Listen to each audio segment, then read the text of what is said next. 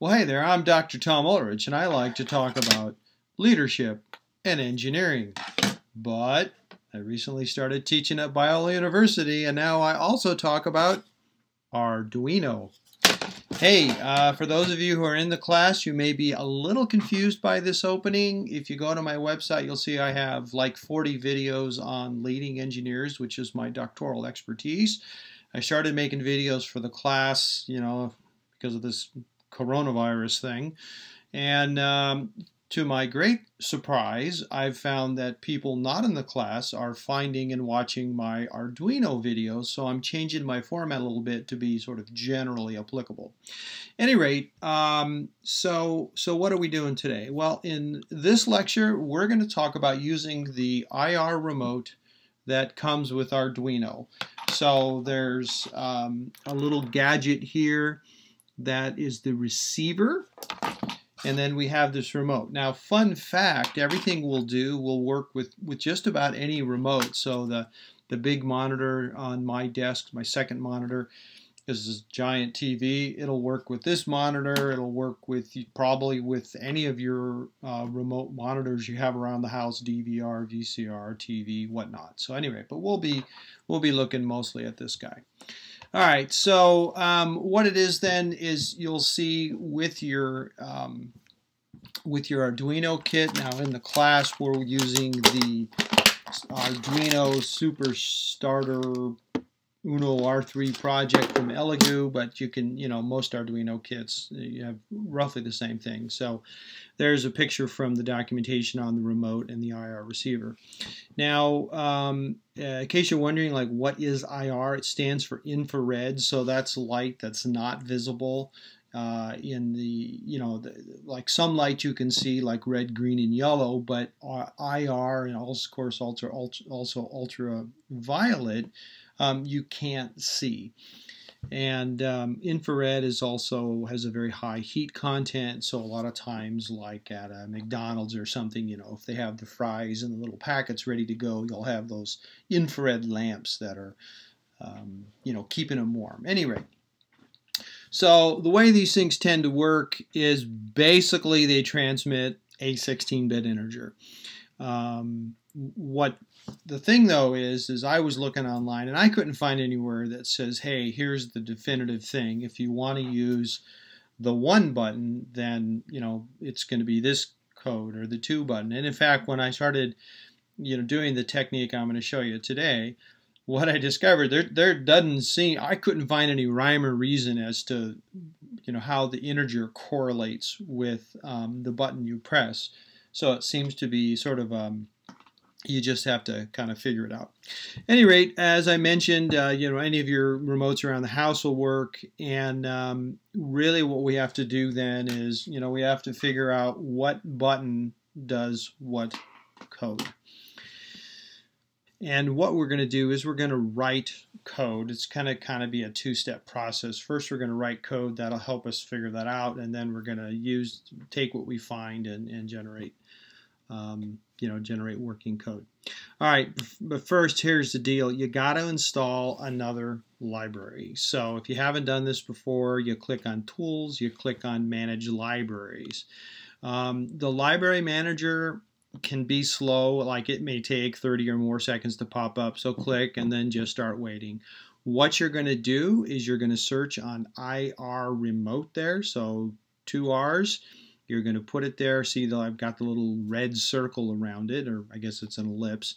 And you'll see the one that's below that's like highlighted. It's white. The other ones are grayed out. Now I've already installed my IRRemote, so you don't see the extra buttons. But if you look at the one in gray just above it, this DL Pack NK76, you see how it has an install button. When you first go to IRRemote, it'll have an install button like that. So what you're going to do is you're going to click on the IRRemote rectangle to get it to turn white, and then hit the install button.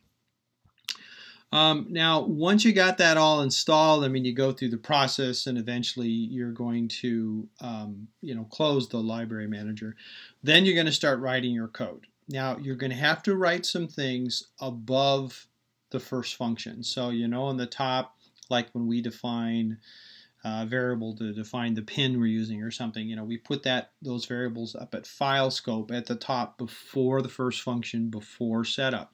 So the first thing you're going to have to do is you're going to have to include a header file that's in the library we just added.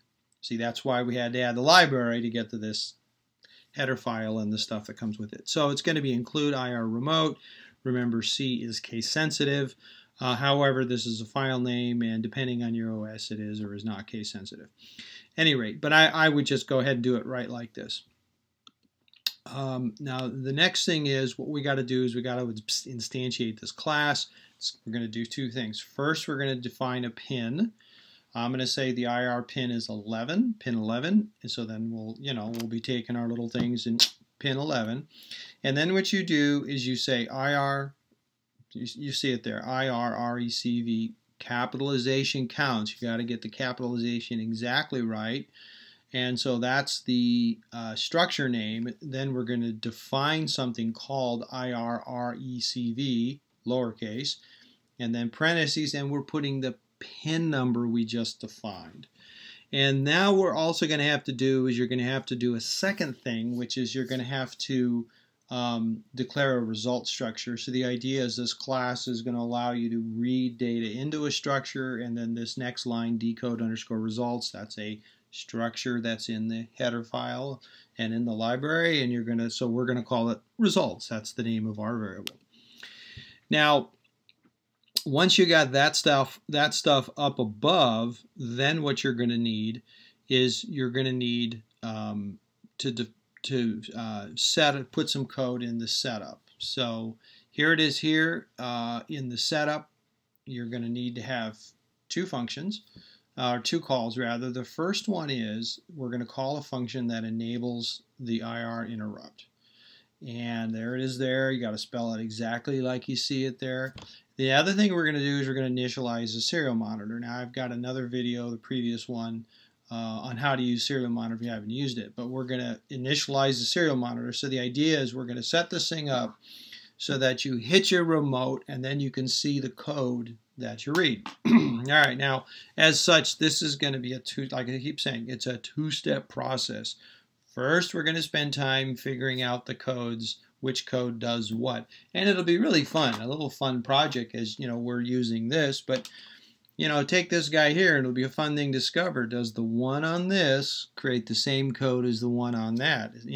Or things like, does the power button here create the power button there? That's an interesting question, and I actually haven't done it, but my guess is for a lot of these remotes, the power buttons will all be unique. That way you can turn off one device without turning off the other. But that's something I'll leave as an exercise for the student. By the way, that's a great thing about being a professor. When I was in school, professors are always pulling that. Yeah, I'll leave it to the student as an exercise. I mean, that's the greatest lazy option ever. So I'll take that option. At any rate, so first we're going to do code to figure out what the buttons are, and then we're going to put the buttons to use. Okay, so now, what I'm going to do is I'm going to put the code for each step in a unique function. So I'm going to call my function solve the mystery, because we're trying to solve the mystery of IR. And then I'm going to write another function that I'm going to call interpret the IR button press. And so that's, kind of the goal here is to get to the point where you can do something with these buttons. At any rate, so in step one, what I'm going to do in loop is I'm going to set it up like this. You see I've got my call for solve the mystery. I've got my call for interpret the IR buttons. But notice at line 158, I've commented out the call because first I just want to solve the mystery. So step one, I'm going to have it call 157, and then step two, I'm going to flip it. I'll comment out 157 and remove the comments from 158. Any rate, and what we're going to do in solve the mystery is this. We're going to use a function in the library we added to see if a character arrived. So each time you push a button, it triggers an interrupt, a character has arrived. Then we're going to read the value. We're going to do something with it, and in step one here, we're going to do is we're just going to print it to the serial monitor so we can see what it is, and then we have to restart the interrupt. So we have to manually say, okay, get going again. So here's what my code looks like. Now, you'll notice there at line 137, I create an integer called key code. And it's kind of a long story why I'm doing it. I want to do some typecasting. It's kind of a long story. This is meant to be kind of a beginner class. So at this point, I'm going to say, yeah, just trust me on this. So at line 140, what we're doing is we're calling the function in the library we included. And what this does is the function decode will return a 0 if there's no data. It'll return non-zero if there is data. And so that says if basically there's data. Now the way we get the data back is we've passed a pointer to our results structure. Remember we defined that up above. So results has a number of pieces of data, and we're going to access one of those, which is the value. So in the key code I'm going to do parentheses int. That's doing something called typecasting. I'm going to read the value out as an integer. Then I'm going to use my serial print from the serial monitor. I'm going to say code from remote is. Now it's a print, not a print line, so it'll keep on the same line, and then I'm just going to say key code. So it'll say code from remote is whatever we pushed. I'm then going to delay 100 milliseconds. What happens is there's something kind of like debounce going on here. I don't know all the details of how the Arduino receiver is working, but if you don't have that delay, you get a lot of spurious values. And then at line 149, I'm restarting the IR interrupt. So that's pretty much the code for Solve the Mystery. So what does this look like? Well, what happens is to generate this code, so I've got the output of the serial monitor just kind of condensed, but it's there on the right. I pushed the fast forward 5 times, I pushed fast reverse 5 times, and I pushed the EQ button. I don't even know what EQ stands for. It's a button there and it says EQ. Push that 5 times. And notice what happens. So I pushed a total of 15 times, 5 times 3, but you'll notice there's a 16th one there. And you'll see it says remote equals -1. And what I found is occasionally you just get these spurious readings. That's the reason I put the delay. You get far fewer with the delay, but this is probably a good point to remind you of a very important thing about Arduino. Arduinos are a great learning platform and they're a great toy. I would not use them as part of a product. There's just a lot of places they kind of go bump in the night. You know, when I look at the code that comes with it, this is not professional grade code. When I look at the documentation, I see a lot of errors and things where I think, you know, the person or people who wrote the sample code and the documentation are obviously very bright people, but I also can see there's a lot of experiences in education they don't have, and you know, so that the whole thing is just a little bit rickety. So I wouldn't use it for a product, and you know, in general, but certainly in any kind of life critical thing, you do not want to use Arduino. They're wonderful, they're fun, they're a great learning tool, but they are, at the end of the day, a toy.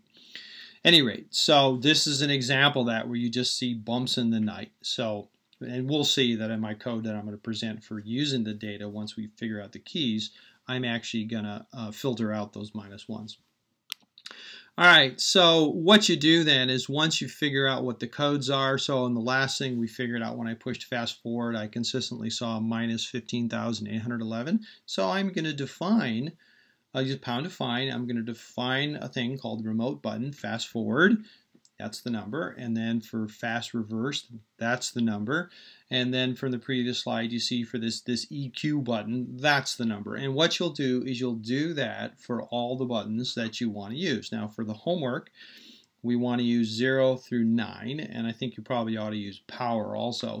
But no, I'm not going to show it. No, I'm not going to do your homework for you. I really want you to go through this process for yourself. So, and here's, let me stop and make a little commercial here. Well, not a commercial, but let's think about this for a second. So, you know, you probably can find the information online somewhere.